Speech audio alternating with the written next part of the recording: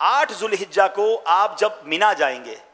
آئے ہائے کیا منظر ہے، یقین کریں دنیا کے بڑے بڑے آپ نے پلازے دیکھے ہوں گے، دنیا کے بڑے بڑے ایسے شہر دیکھے ہوں گے جس کی مثال دی جاتی ہے، مگر یہ ایک ایسی بستی ہے جو سال میں ایک ہی بار آباد ہوتی ہے، لاکھوں لوگ خیموں میں جمع ہوتے ہیں۔ بلیو کریں ملٹائی نیشنل 5 اسٹار ہوٹل کا بستر ایک طرف اور مینا کے خیمے کی رات ایک طرف، اور وہاں واش روم اور وضو خانے میں لائن میں بھی لگ رہے ہیں، مگر اس کا بھی ایک مزہ ہے، لبیک کی صدائیں ہیں۔ تو یہ کیفیت کو انجوائے کرنا ہے، اس میں فرسٹریٹ نہیں ہونا ہے، اس میں گھبرانا نہیں ہے، یا معاذ اللہ وہاں بھی لوگ کہہ رہے ہوتے ہیں یار مزہ نہیں آ رہا، کھانا نہیں مل رہا، اور جناب وضو کے لیے اتنی لمبی لائن ہے۔ نہیں جناب، یہ تو نصیب والوں کو حصہ ہے۔ خدا کی قسم آپ جب مینا میں ہوگے نا، دنیا کے کروڑوں مسلمانوں کی آنکھیں اشکبار ہوں گی، وہ آپ کو دیکھ رہے ہوں گے ٹی وی پر کہ دیکھیں یہ کتنے خوش نصیب ہیں، آج احرام پہنے مینا میں ہیں، مینا میں رات گزار رہے ہیں، صبح عرفات جانا ہے، اور یا اپنے گھروں کے بستر پر آرام دہ کمروں میں بھی وہ تڑپ رہے ہوں گے کہ کاش ہم بھی ان کے ساتھ مینا میں ہوتے۔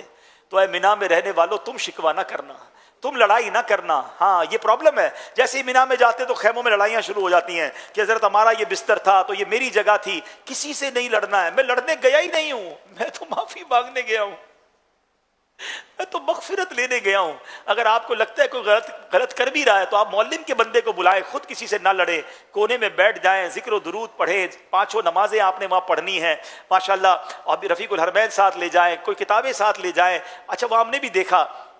کہ جب حاجی مینا میں پہنچتے ہیں نا، کچھ رات کو پہنچ جاتے ہیں، کچھ صبح پہنچتے ہیں، تو صبح صبح تو لبیک کی صدائیں آ رہی ہوتی ہیں، کوئی قرآن پڑھ رہا ہوتا ہے، کوئی تسبیح پڑھ رہا ہوتا ہے، مگر چونکہ ہماری انفراد عبادت کی تو عادت ہی نہیں ہے، 1 آدھ گھنٹے کے بعد اب جناب مستی مذاق شروع ہو جائے گی، پھر سیاست پر باتیں ہوں گی، الگ الگ خیموں سے الگ الگ آوازیں آ رہی ہوں گی، کوئی کسی کو نام رکھ رہا ہوگا، یعنی عجیب ماحول ہنسی مذاق کا، اور جس کو کہتے ہیں فضولیات کا ماحول بن جائے گا۔ ایسے ماحول میں آپ مت رہیے گا۔ آپ کو لگتا ہے مطالعے سے تھک گیا ہوں، تسبیح اٹھا لیجئے گا، تسبیح کے بعد تھک گیا ہوں تو نوافل شروع کر دیجئے گا، موبائل فون پر کچھ تلاوت، کچھ نعتیں، کوئی ایسی چیز جس میں بس میں عبادت پہ مصروف رہوں۔ اور سبحان اللہ، اب جو رات آئے گی پیارے اسلامی بھائیوں، یہ شب عرفہ ہے۔ یہ رات پتہ ہے کون سی ہے؟ شب عرفہ۔ صبح کہاں جانا ہے؟ عرفات جانا ہے۔ تو شب عرفہ بڑی مقبول رات ہے، ہو سکے تو اول وقت میں عشاء پڑھ کے کچھ عبادت کر کے سو جائیں،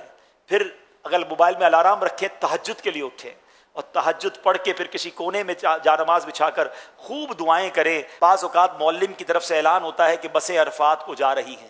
وہاں میں مشورہ دوں گا کہ جو مینا میں رات ہے نا، یہ گزارنا سنت مؤکدہ ہے،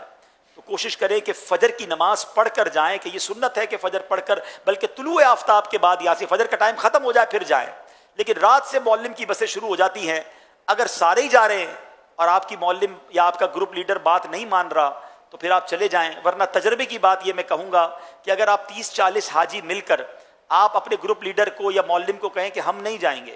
ہم نے فجر کے بعد ہی جانا ہے، ہمارا بس کا انتظام فجر کے بعد کریں، تو وہ الحمدللہ کر دیتے ہیں، کیونکہ ان کی ذمہ داری ہے کہ ایک ایک حاجی کو عرفات میں پہنچانا، یہ ان کی ذمہ داری ہے۔ لڑائی نہیں کریے گا، لڑائی نہ کریں، ریکویسٹ کریں، دیکھیں سنت ہے، ہم 30-40-50 لوگ تو جمع ہو گئے نا، ایک بس کے لوگ ہیں، ہمارے لیے بس صبح کے بعد کر دیں، تو پھر ہم جب ریکویسٹ کرتے ہیں تو نارملی وہ مان جاتے ہیں، اور ماشاءاللہ فجر کی سنت بھی ادا ہو جاتی ہے۔ لیکن لڑائی نہ کریں، آپ کو ایسا لگتا ہے پورا ہی قافلہ جا رہا ہے اور میں اکیلا رہ گیا ہوں، تو پھر آپ بھی چلے جائیں، انشاءاللہ پھر گناہگار نہیں ہوں گے، کیونکہ آپ کی تو مجبوری ہے۔ اب آپ رات گزار لی،